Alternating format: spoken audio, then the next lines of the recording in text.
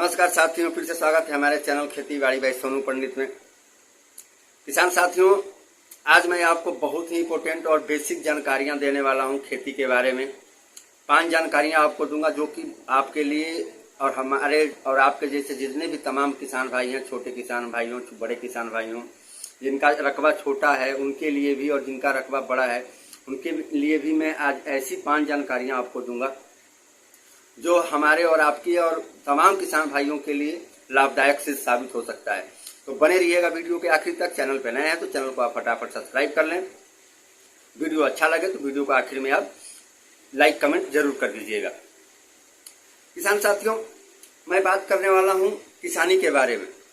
तो आपने देखा होगा कि किसान का जैसे ही लोग अपने मुंह पे नाम लेते हैं, अपने लफ्जों में बयां करते हैं, लोग एकदम से घृणा की दृष्टि से देखने लगते हैं।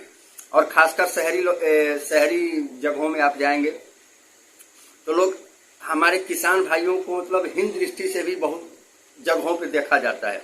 मतलब उनको ऐसा महसूस होता है कि किसानी करना दुनिया का सबसे घटिया काम है। बट उन्हें ये नहीं मालूम है कि यही अभी 2019-20 में जो कोरोना काल चला था, कोरोना काल में सबकी नौकरियां छूट गई, सबके घर बर्बाद हो गए, अच्छे पोस्ट पे, ग्रेजुएटेड पोस्ट पे बैठे लोगों की नौकरी छूट गई, मारे फिरने लगे। और उस टाइम इस देश को और दुनिया को बचाने वाला कौन था? किसान था। तो किसान अगर ना हो तो धरती पे जीवन संभव ही नहीं है, किसी के लिए भी जीना संभव नहीं है भाइयों और बहनों। तो मैं बात कर रहा हूं कि किसान और किसानी एक ऐसा चीज है जो आपको हर विभाग से आगे ले जा सकता है। हर नौकरी, पेशा, बिजनेस, सबसे ऊपर अगर तन मन धन से अगर किसानी करते हैं तो यकीन मानिए, मैं आपसे बता देता हूं कि आपको हर विभाग से और हर पोस्ट से आपको ऊपर की ऊंचाइयां आपको छूने के लिए मजबूर कर देगा। ये किसानी ऐसा चीज है। बशर्ते हमें किसानी करने का, हमें खेती करने का टेक्निक और हमें सौल सलीका और तरीका बशर्ते मालूम होना चाहिए। तो ऐसे ही कुछ जानकारियां आपको मैं देने वाला हूं। बने रहिएगा वीडियो के आखिर तक। चैनल पे नए हैं तो चैनल को आप फटाफट सब्सक्राइब कर लें। किसानी की 5 जानकारियां पहले आप या तो नोट कर लीजिएगा डायरी में या अपने मोबाइल में हमारे वीडियो को आप सेव करके रख लीजिएगा, जो मैं आपको बताने वाला हूं किसान भाइयों। और जो किसानी करने की सोच रहे हैं हमारे नए दोस्त भाई, उनके लिए भी। तो पहला आपको करना क्या है? पहला स्टेप आपको टॉपिक नंबर, बेसिक नंबर, पहला बेसिक जानकारी आपका कि खेती में जब आना चाहते हैं आप किसानी अगर करना चाहते हैं तो खेती के जो 5 मूल मंत्र है ना, उसको पहले हमें जानना बहुत जरूरी होता है। वो मूल मंत्र क्या है? पहला हमारा मूल मंत्र होता है कि खेत और खेती करने वाली मिट्टी को पहचानना। मतलब जिस खेत में, जिस जगह पे हम किसी भी फसल का खेती करना चाह रहे हो, पहले उस मिट्टी को आप जान लें। आप खेतों में जाएं, खेतों में जाने के बाद आप चारों कोण से थोड़ा थोड़ा मिट्टी लें और बीच से 5 कोण से आप क्या करें? मिट्टी ले लें। और मिट्टी लेने के बाद आपको क्या करना है? आपका 150 नहीं, 100, 200 या 500 तक लग सकता है। आप पैसे का किसी तरह व्यवस्था बना करके आप अपने मिट्टी का परीक्षण करा लें, यानी जांच करा लें। जांच कराने के बाद हमें ये मालूम चल जाएगा कि हमारे मिट्टी में, हमारे खेतों की मिट्टी में जो है पीएच लेवल या किस खाद की मात्रा की कमी है या ज्यादा है, हमारा खेत मांग क्या रहा है, हमारी खेती वाली जगह जो है वो किस चीज की डिमांड कर रही है, इससे आपको पता चल जाता है। और उसके बाद दूसरा पॉइंट क्या है कि आप खेतों का मई जून के महीने में, जैसा कि हमने कल वाली वीडियो में आपको बताया था, खेतों का आप गहरी जुताई मई और जून के महीने में करा दें।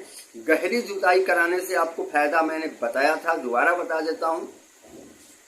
आपके खेत के अंदर जितने भी कीट, फंगस, दीमक वगैरह होते हैं, मोटे जो पुराने परत जमे होते हैं, तरल पदार्थ, खाद्य पदार्थ जो हम खेतों में छिड़काव करते हैं, वो नष्ट हो जाते हैं। कीट पतंगे, फंगस वगैरह जितनी बीमारियां होती हैं वो लगभग नष्ट हो जाती हैं गर्मी के वजह से। गहरी जुताई करने के बाद नीचे की बीमारियां ऑटोमेटिक ऊपर आ जाती है, और ऊपर आने के बाद आपको जाहिर सा पता होगा कि मई जून और लूह के कारण जितने भी खरपतवार और कीट फंगस बीमारी होती हैं वो सब क्या हो जाते हैं, नष्ट हो जाते हैं। और उसके बाद नेमाटोड की जो समस्या होती है वो भी लगभग नहीं के बराबर हो जाती है आपके खेतों में। बेसिक नंबर 3, इंफॉर्मेशन नंबर तीसरा आपको बता देता हूं। ऑर्गेनिक मैन्यूएट जो हमारे खेतों का बर्बाद होता है, ऑर्गेनिक कार्बन होता है, ऑर्गेनिक मैन्यूएट होता है, पीएच लेवल होता है, कम या ज्यादा हो जाता है खेतों का, जिससे हमारे फसल को काफी नुकसान भी होता है और उत्पादन क्षमता बढ़िया नहीं हो पाता है। तो ये सब क्या होते हैं कि गहरी जुताई कराने से वो खत्म हो जाते हैं। और जब आप पहली बार खेती करना चाह रहे हैं तो कोशिश करें कि ढैंचा ग्वार की बुआई आप कोशिश करें कि करा दें। ढैंचा जो होता है आप गर्मियों में उसको उगाया जाता है खेतों में, उसकी सिंचाई 3 से 4 बार करनी भी होती है, पानी भी देना जरूरी होता है। उसका पौधा लगभग 5 से 7 फीट या 10 फीट तक उसका हाइट जाता है। वो आपके खेतों के लिए इतना ज्यादा फायदेमंद होगा। और ग्वार की बुआई कराने से होता क्या है कि आपके खेतों का जो पीएच लेवल होता है वो लेवल पे आ जाता है, यानी कि बराबर पे आ जाता है, ना ज्यादा रहेगा ना कम रहेगा। और आपके अंदर जो नाइट्रोजन कार्बन, ऑर्गेनिक कार्बन की जो क्षमता होती है वो भी आपके खेतों में वापस आ जाती है, जिससे कि क्या होगा कि आपकी खेती मजबूत होगी, आपका फसल बढ़िया होगा, आपका उत्पादन बढ़िया होगा। और उसके बाद करना क्या है कि ढैंचा अगर और ग्वार की जब उसमें खेती करा देते हैं, या आप और भी एक आध आते हैं ऐसे पौधे होते हैं जिनको उसमें खेती करने के बाद क्या करना है आपको, जब वो बड़े आकार में हो जाते हैं, मतलब जुलाई के लास्ट में क्या करना है आपको, उसी खेतों में उससे क्या करना है, रोटावेटर से और हल से उसको क्या करना है, जुताई करवा देना है अच्छे से। पानी सिंचाई करने के बाद उसमें पानी लगाने के बाद उसका ढंग से क्या करें, जुलाई अगस्त के महीने में जुताई करवा दें। जुताई करवाने से क्या होता है कि उसके अंदर, उस पौधे के अंदर जितने भी तत्व होते हैं वो आपके खेतों को खेत क्या करता है, अवशेषित कर लेगा, और आपके खेतों का जो पीएच लेवल होता है वो बरकरार हो जाएगा, और आपके खेतों के फसल की उत्पादन क्षमता बहुत ज्यादा बढ़ जाएगी, और आपकी खेत की शक्ति कम से कम 5 से 10 सालों तक कहीं नहीं जाने वाली है। और आप जब किसी भी फसल का जब खेती करेंगे, जो आप कोई भी खाद्य पदार्थ जब का छिड़काव करेंगे आप फसल में अपने, तो जहां पे 10 किलो का प्रयोग करना होता है और प्रयोग करते थे, वहां पे आपको मात्र 4 से 5 किलो ही आपको प्रयोग करना पड़ेगा किसी भी खाद्य पदार्थ का, किसी भी फसल की बुआई करने के बाद। अब आ जाते हैं बेसिक नंबर 4 के बारे में। बेसिक नंबर 4 क्या है, कौन सी ऐसी खेती किया जाए जिससे कि हमें ज्यादा मुनाफा हो और हमें ज्यादा लाभ हो। तो मैं आपको बता देता हूं कि अगर जिसका रकबा 1 एकड़ या 2 एकड़ का होता है, और उन किसान भाइयों को हम लगभग हमारे हिसाब से सब्जी की खेती की प्राथमिकता सबसे ज्यादा और सबसे आगे रखनी चाहिए। और जिसका रकबा ज्यादा होता है, यानी 5 एकड़ से ऊपर होता है, वो प्राथमिकता जो सामान्यतः जो खेती होता है, धान गेहूं बाजरा मक्का इत्यादि, उनकी प्राथमिकता वो दे सकते हैं। फिर भी बड़े रकबे वाले किसान भाइयों के लिए भी आप छोटे रकबे में थोड़ा कम करें, लेकिन सब्जी को प्राथमिकता आप दें।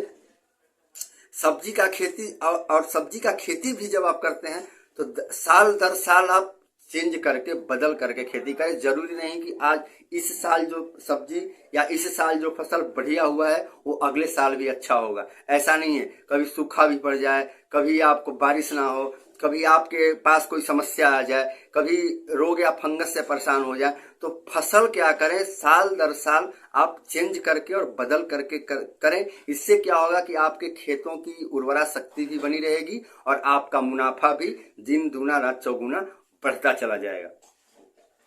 ये होता है। और 5वां बेसिक इन्फॉर्मेशन कि आप सब्जी की प्राथमिकता फर्स्ट पे रखें। और दूसरी बात कि सब्जी की खेती आप वही करें जो कि मार्केट में चलन हो, मार्केट में उसका ज्यादा से ज्यादा डिमांड हो और वो कॉस्टली हो, और कॉस्टली ऐसा भी ना हो कि कोई उसे खरीद ना पाए। जैसे टमाटर हो गया, गोभी हो गया, बैगन हो गया, आलू हो गया, सामान्य जो सब्जी होता है मार्केट में हमारे और आपके घरों में आता है और बनता है, खाते हैं, उसकी खेती करें और आप उससे अच्छा मुनाफा कमा सकते हैं।